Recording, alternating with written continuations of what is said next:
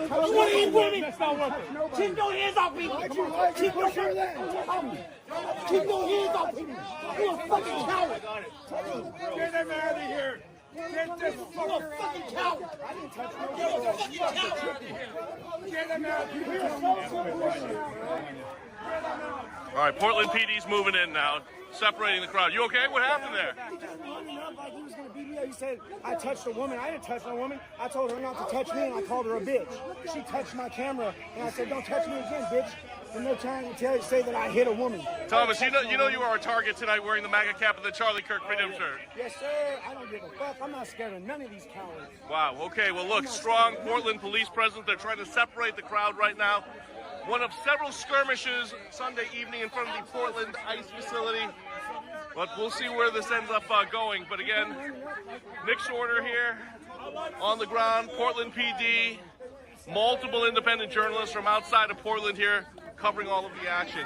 You can see going on down on the ground there, things were heating up in Portland over the weekend. I tuned into numerous different live streams on the ground reporting from people like Nick Shorter there and others. And it was fascinating to watch. It was also infuriating to watch, as I just think that, in all honesty, the federal law enforcement, the ICE agents, etc., are not doing enough, in my honest opinion, when it comes to just making targeted arrests on these Antifa members and doing a better job of quelling the violence. It just seems like they really have to sit there and take it a little too much for my liking. However, their job is not easy, and that is in large part due to the Portland Police Department, which, in my opinion, is completely corrupt. Completely. Like, I'm not speaking in terms of hyperbole here. I genuinely believe this department is corrupt to its core.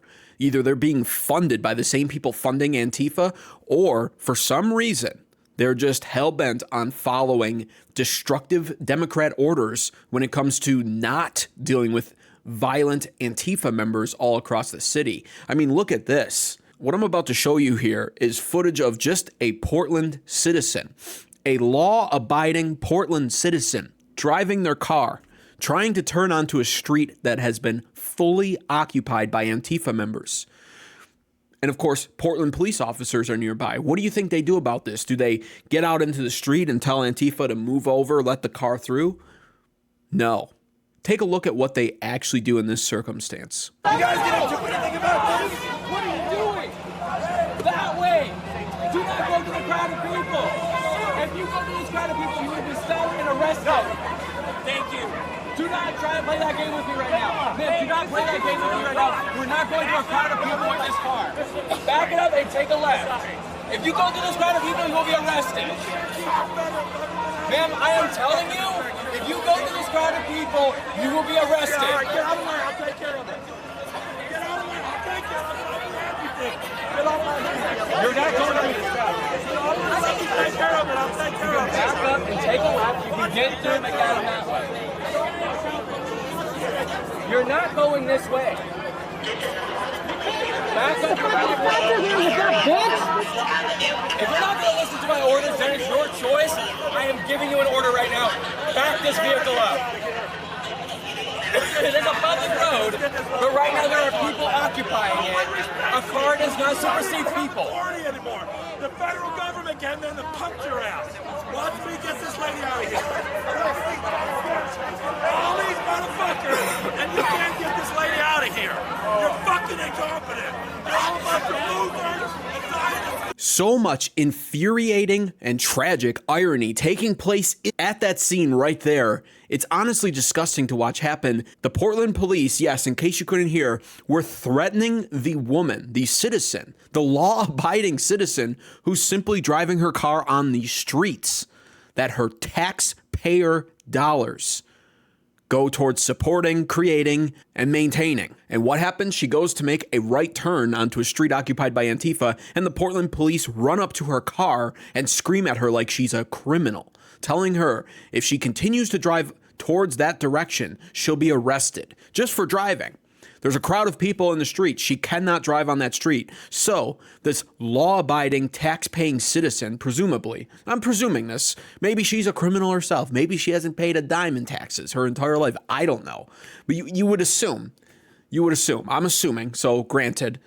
But she is then told to make a left-hand turn instead, and now she must go out of her way to find her own detour to get to whatever location she's trying to get to. All the while, mind you, in the background, you can hear the Antifa members that the police are actively defending in this situation, yelling at the police saying, "You can't even get one woman out of here. You're so incompetent."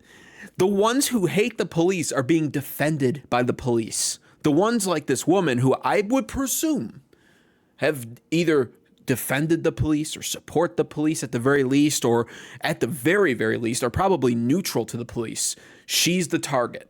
She's the one being told, you must go. You're about to be a criminal if you drive through this crowd of people who are blocking the way and actively threatening you while you're trying to drive and head to your location and actively telling us we're doing a shit job. But never mind that. We're going to arrest you if you don't turn your car around right now.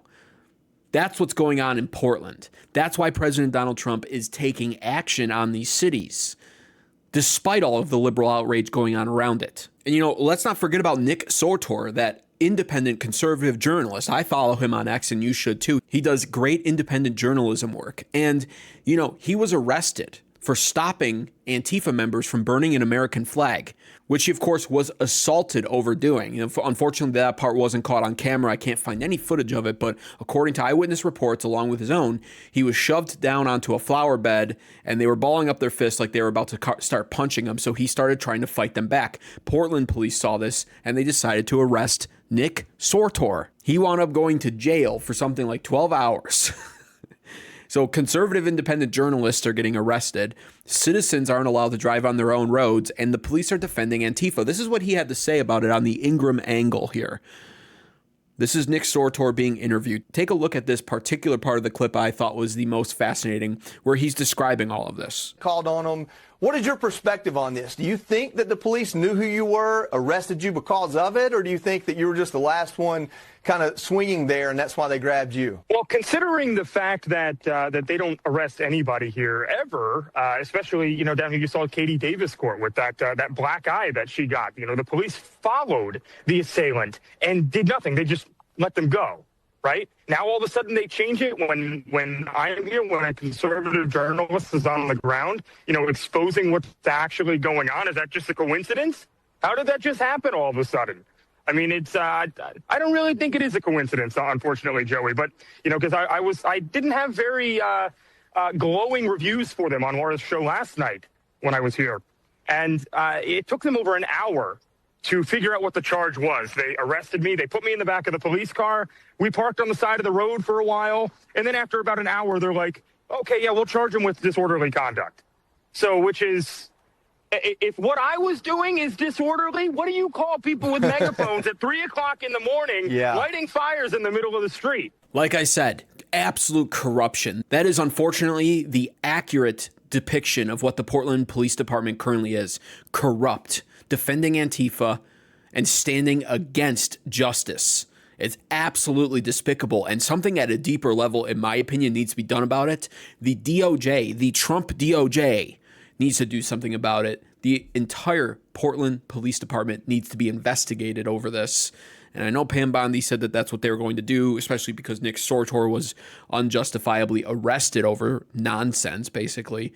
But they need to come through and get results during this investigation, and changes need to be made because this is inexcusable in America. And also when it comes to the Department of Justice and justice in general, this is going on right here, right now. President Donald Trump, of course, is trying to send in the National Guard to Portland, but go figure, he's been blocked once again by a low-level district court judge. This is Karen Immergut. I think that's how you say her name, and truthfully, she's not worthy enough of my respect to even bother to look up how to say her last name, but it's Immergut. Karen Immergut. You'll notice, that sounds German to me, I could be wrong on that, but you'll notice for some reason, it seems to be a lot of these German names. Bosenberg or whatever his name was, Boasberg. A lot of these low-level district court judges have German last names and are actively defying President Donald Trump and trying to roadblock him along the way when it comes to fulfilling the agenda that he was literally voted in for. This is democracy being interrupted. And this is what she had to say. This was her ruling. You can see here, case 3:25 CV01756, document 68, filed October 5th, 2025, in the United States District Court for the District of Oregon. Second temporary restraining order, plaintiffs versus Donald Trump in his official capacity as President of the United States, Pete Hegseth in his official capacity as Secretary of Defense, U.S. Department of... Wait a minute, they got this wrong. It's Secretary of War now. U.S. Department of Defense Kristi Noem in her official capacity as Secretary of Homeland Security, and the U.S. Department of Homeland Security. This court grants the plaintiffs a second motion for a temporary restraining order and orders as follows. Defendants are temporarily enjoined from deploying federalized members of the National Guard in Oregon. This second temporary restraining order expires by its own terms in 14 days. Defendants request to stay or administratively stay this second temporary restraining order, which was raised in the hearing on plaintiff's second motion for temporary restraining order, is denied. And what are the key takeaways of this judge's ruling on all of this? Well, her TRO has been expanded now to prohibit the President of the United States, the Commander-in-Chief, from relocating any National Guard into the state of Oregon. So she is trying to cover all bases here, because she's not just simply trying to stop him from deploying National Guard in Oregon, but she's trying to stop Trump from employing his strategy of relocating other National Guard from around the country to Oregon. And this is just a ridiculous judicial overstep that we're seeing time and time again, to the point of where I personally am sick of it. I am sick of this shit, because this is just a gross overreach by the Democrats at this point. But President Donald Trump takes it upon himself to follow the courts and follow the judicial system, so he complies. And in my opinion, he does so to his detriment now, because this could be costing lives, what this judge is doing. And Elon Musk tweeted this, and he agrees. He even states here, if any judge anywhere can block every presidential order everywhere, we do not have a democracy. We have tyranny of the judiciary. And that's completely correct. What are we doing here? This is the Commander-in-Chief moving military men. It is his executive right to do so, and he has complete executive control over this. These little low-level district court judges have no right. And at this point, I literally advocate, as the American advocate here on this channel, I advocate that the president starts ignoring these low-level district court peon judges, who are the last line of defense for the corrupt and wicked, disgusting, evil liberal Democrat Party that are trying to defy him at every turn. This is their last thin line of defense they have against the will of the people, who ultimately wound up electing President Donald Trump in a true red wave fashion. All 7 swing states, the popular vote, the Electoral College, and every single state in America back in November voted more conservative. Every state, including California and New York, saw a bigger shift to the right. The people have spoken, and Trump is acting on his mandates. The liberals hate, they hate hearing that term, mandate. They hate it. He's acting on his mandate according to the will of the people, at least the majority of the people who voted, like myself. This is how democracy works. And now, at this point, these low-level judges are standing in the way of democracy. And it is upon now, in my opinion, Congress, Speaker Mike Johnson, and our other elected officials to do something about this. They need to step in and get rid of these judges, impeach them, and remove them from their positions, because they are treasonous traitors now at this point. And lives are at risk when you have these moron judges. Let's not forget about Boasberg back then and all of his injunctions, but also now this Karen Immergut. Lives are at risk. Portland is a hellhole full of violence, and Trump is trying to stop it. The Portland police are doing nothing. He wants to send the National Guard in, and you have a judge telling the president no. And lives now could be lost because of it. She needs to be impeached as a judge and removed. I am not here on this channel to simply complain and grandstand against the Democrats like everyone else does, including some of our own elected officials or appointed officials. I can't stand anymore sometimes how I go on Twitter, X, and I see all of these posts, these social media posts from Republicans whining and crying like little about all of this shit that's happening to them that the Democrats are doing that are grimy and scummy and corrupt. Do something about it. That's what I want. That's what everybody who voted in President Donald Trump wants. We want action, not just crying and whining. Look how bad remember this for the midterms. Don't vote in Democrats because look how they're treating us. You have the power right now. So use it. Here's a great example of somebody that knows how to use it, at least to some degree. Governor Greg Abbott, Texas. Look what he's doing. And this is in part, his actions are in part why this low-level district court judge has done what she has done, expanding the rule of her TRO to prohibit the relocation of the National Guard, because Greg Abbott sees what's going on with these Democrat-run states who are run by governors who are refusing to clean up their cities and refusing to cooperate with Trump. So Greg Abbott steps in and says, here, borrow some of my Texas National Guard. So he has now allocated 400 total National Guardsmen from Texas to be dispersed to the cities of Chicago and Portland. I love that. That's called going on the offensive, beating the Democrats at their own game. Now, this low-level district court judge, Karen Immergut, her ruling against the literal president of the United States will not stand. Everyone knows this, but this is just typical. It's like that little fly that keeps landing on your skin. It's getting to the point now where it keeps landing on Trump and we keep seeing him swatted away. But it's getting to the point where I want Trump to get out of the chair, grab the fly swatter, and swat the fly. And I mean that proverbially. Impeach these judges. And that's not on Trump to do. I understand that. But the Republicans are in control right now. Grab the proverbial fly swatter and swat these judges off the bench. Impeach them. Remove them. That's what needs to be done. Every single judge in the past this year and going forward who tries this should be impeached and removed from their position. That's how you stop this from happening, because it's ridiculous that it's happening at all. The other way you stop this is, of course, like I said, ignore these judges. Ignore them. They're low-level district court judges. And when they step in and impede the president from wielding the military, which is by far one of his most prominent duties, one of his most prominent rights to do as president, commander-in-chief, well, we have a serious problem. And this is another part of the equation right here, too, on the ground level. This is what I like to see, and I need to see more of this as a voter. This is what happens when you have strong leadership come in, take charge, and start acting on behalf of what the weak leadership should be doing. Federal agents are now walking right up to Antifa members and arresting them, and they're making targeted, precise arrests, which I like even better. Take a look at this.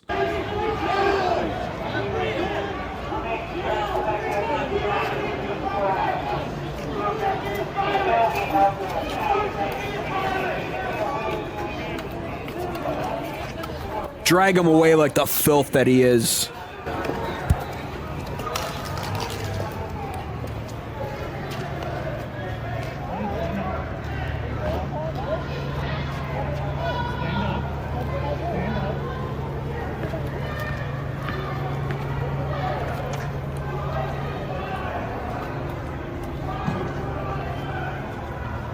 I want you also to take note of something here. This is another side note, and I do really need to just buckle down and make a video about this, but you hear this narrative all the time from liberals, including the people who are dressed like this. A lot of them don't want you to believe that Antifa is an organization. It's just an idea. Antifascista, don't you know your history on Italy and the fascist regime?